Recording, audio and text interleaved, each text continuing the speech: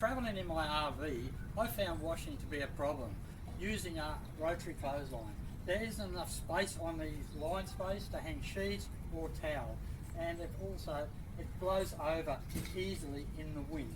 Plus the fact is it's very bulky to store. After using my rotary clothesline for a few years, I thought there had to know a simple way to be able to dry your washing. So, as a result, I invented the RV all-in-one clothesline brackets. When you look at the size of the all-in-one brackets, you can see the massive big difference there is between the two.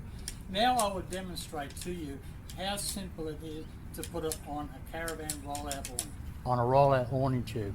It's just a matter of putting the bottom cradle over the top of the awning tube, put the awning underneath,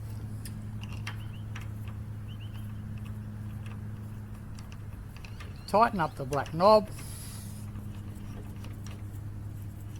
and the awning is all completed to the awning. Then we don't supply 10 poles, but if you have 10 poles, it's just a matter of just put them underneath the bracket, the cradle, tighten it up, and then you can put all the weight you like on those clothesline brackets. Now I would just give you a demonstration how to tension the clothesline wire. It's just a matter of looping it through the first hole, then back through the second hole,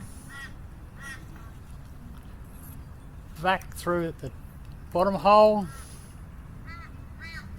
then your clothesline wire is tension. Also, this is a small center support bracket, so if you have a heavy towel washing, you just slide it through the center and then put that in the center. We have also an additional feature with our clothesline brackets. We have the tie down. So when you want to tie down your awning, it's just a matter of putting your straps or guy ropes through that loop, tighten that up through there, and that way then you have your awning tie down. The center support is so easy. Just move it along to the center of your awning, put it the tent pole underneath and that will take the weight.